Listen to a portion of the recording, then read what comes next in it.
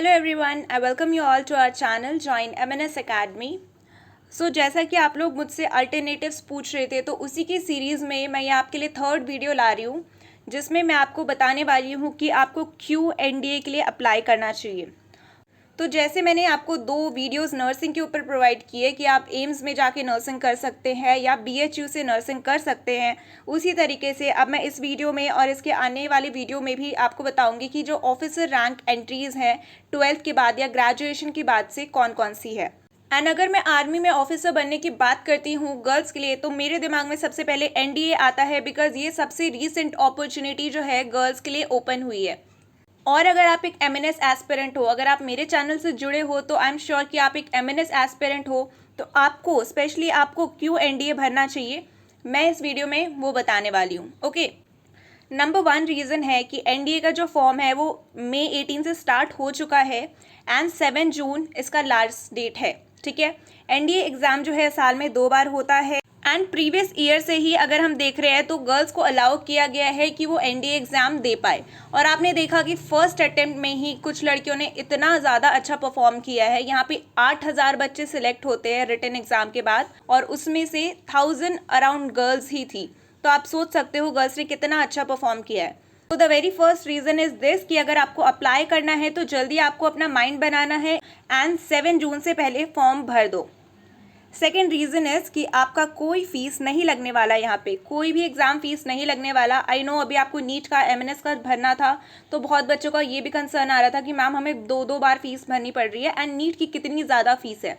ठीक है, कुछ बच्चों के लिए नहीं होता, लेकिन बहुत बच्चों के लिए ये भी एक कंसर्न रहता है कि इतने सारे एग्ज़ाम का इतना ज़्यादा फीस भरना पड़ता है। तो यहाँ पे वुमेन, SC ST कैंडिडेट्स जो होते हैं उनकी कोई फीस नहीं लगती।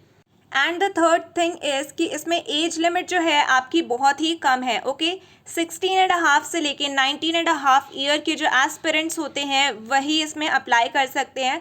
मैंने एग्जैक्ट डेट ऑफ बर्थ जो वहाँ पे बताई गई है वो भी यहाँ पे लिख दी है। इसके अकॉर्डिंग अगर आपका डेट ऑफ बर्थ है तो आप इसके लिए एलिजिबल हो। तो अराउंड 5 to 6 अटेम्प्ट मिलते हैं हर एस्पिरेंट को, और सिर्फ 3 साल जो है उसके बीच में ही आप ये एग्ज़ाम के लिए अप्लाई कर सकते हो। Now next is syllabus.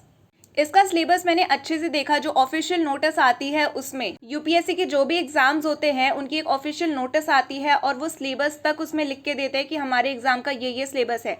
जब मैंने उसको पूरा अच्छे से रीड किया, मैंने देखा कि बहुत ज़्यादा सिमिलर है ये एमएनएस की तरह। तो जनरली अगर बताऊँ मैं, तो इसका पेपर जो होता है वो 2 पार्ट में डिवाइडेड होता है। तो इस 2 पार्ट में पहला पार्ट तो होता है आपका मैथ्स का और दूसरा होता है आपका जीएटी का, जिसमें आता है एकदम 150 क्वेश्चन आते हैं जैसे आपके एमएनएस में आते हैं। और इस 150 क्वेश्चन में टॉपिक्स भी वही है, इंग्लिश, साइंस और जीके। एंड जो मैथ्स का होता है उसमें होते हैं 120 क्वेश्चंस। सो खुद देख सकते हो आप ज़्यादा क्वेश्चंस कहाँ है, यहाँ है। ये पेपर होता है आपका जो जीएटी वाला है वो होता है 600 मार्क्स का, और जो ऊपर मैथ्स का पेपर है वो होता है 300 मार्क्स का। अब आप सोचोगे कि मैथ्स तो मेरे को आती नहीं है, 10th के बाद मैंने मैथ्स की नहीं है, ठीक है, 2 साल से मैंने मैथ्स पढ़ा नहीं है, तो उसके अभी सोल्यूशन है, वो भी आप कर सकते हो। इसमें जो है बस इसका वेटेज क्लियर करना होता है, और अगर आप कट ऑफ मार्क्स देखोगे तो इतना ज़्यादा नहीं है, 50% से भी कम कट ऑफ मार्क्स है। ठीक है, तो टोटल कितना हुआ आपका 900 का 50% कितना होता है 450, तो 450 से भी कम होता है इसका कट ऑफ। तो देखो, अगर आपको अल्टरनेटिव खोजने हैं कि हाँ मैं एमएनएस के अलावा और क्या कर सकती हूँ, तो ये एक अच्छा अल्टरनेटिव है। और आपको यस थोड़ी मेहनत तो करनी पड़ेगी, लेकिन आप अपना गैट वाला पेपर देखो, वो पूरा आप जैसे पढ़ रहे हो 1 साल से सिमिलर पैटर्न पे आएगा, तो वहाँ पे आपको बहुत मदद मिलने वाली है। तो अगर आप मैथ्स में थोड़ा सा वर्क करके इनका जो मिनिमम कट ऑफ है वो भी क्लियर कर लोगे, और आपके जो गैट है उसमें आप ज़्यादा स्कोर ले आओगे, तो आराम से यहाँ पे भी आपका सिलेक्शन हो सकता है। सो गैट का ऐसा होता है आपका part A, part B. Part A में आपका इंग्लिश का रहता है, ठीक है, जो आप पढ़ते आ रहे हो ना सारी वही चीज़ें, आपकी वोकैबलरी जो आपने पढ़ी है, ठीक है, synonym, antonyms, fill in the blanks, spelling correction, spot the error. फिर यहाँ पे कॉम्प्रिहेंशन भी आता है, पैसेज होता है, उसको पढ़ के आपको आंसर लिखना होता है। कोई भी अगर इंग्लिश मीडियम स्कूल का बच्चा है यहाँ पे, या जिसका इंग्लिश सब्जेक्ट था, वो ये चीज़ें तो आपको एग्ज़ाम में हमेशा आती है स्कूल में।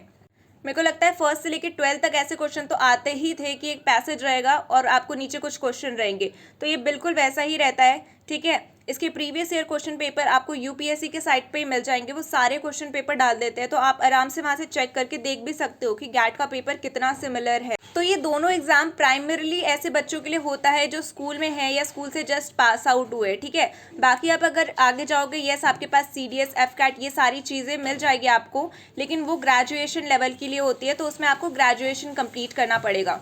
तो अभी अगर आप इसके लिए एलिजिबल हो तो आप क्यों वेट करोगे 3 साल और कि आप ग्रेजुएट हो और उसके बाद किसी जगह पे फॉर्म फिल करो, उसके बाद आप ऑफिसर बनो। So there is no point of waiting जब हमारे पास एक अल्टरनेटिव, एक अपॉर्चुनिटी यहाँ पे है तो ओके। एंड नेक्स्ट रहता है आपका पार्ट बी, जिसमें जनरल नॉलेज। तो आपका जनरल नॉलेज में सारा आ जाता है, physics, chemistry, social studies. Social studies में क्या, हिस्ट्री, पॉलिटी, ज्योग्राफी, ये सारी चीज़ें, ठीक है। जनरल साइंस में आपके बायो के जो क्वेश्चंस रहते हैं वो ज़्यादा रहते हैं, और करंट इवेंट्स। तो ये पूरा सिलेबस है जो आप पढ़ते आ रहे हो, ये होता है 150 क्वेश्चंस का और रहता है ये 600 मार्क्स का। तो आप यहाँ पे बहुत ज़्यादा स्कोर कर सकते हो, because you are not new to this, आप इसको पढ़ रहे हो 1 साल से।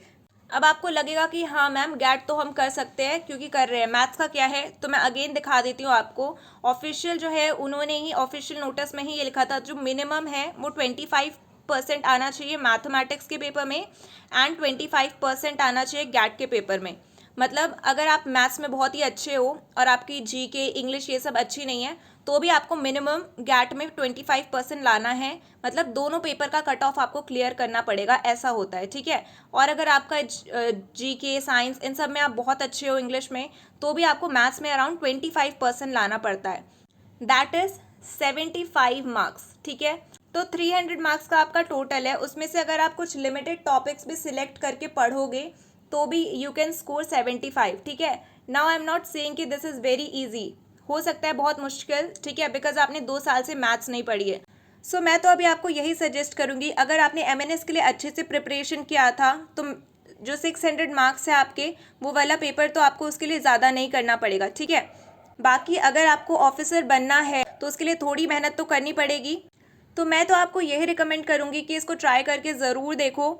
यू नेवर नो कब क्या हो जाए। जब फर्स्ट टाइम एग्ज़ाम हो रहा था तब किसी ने एक्सपेक्ट भी नहीं किया था कि गर्ल्स क्वालिफाई करेंगी रिटर्न रैदर देन रिकमेंडेशन। तो आज हम देख ही रहे हैं कि कितनी सारी लड़कियां रिकमेंड भी हुई है।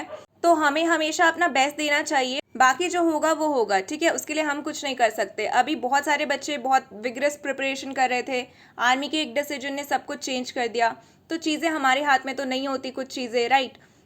हमारे हाथ में क्या है, अपना प्रिपरेशन करना, अपने फ्यूचर के बेटरमेंट के लिए बेटर ऑप्शंस खोजना और उसके लिए अच्छे से प्रिपेयर करना, ओके।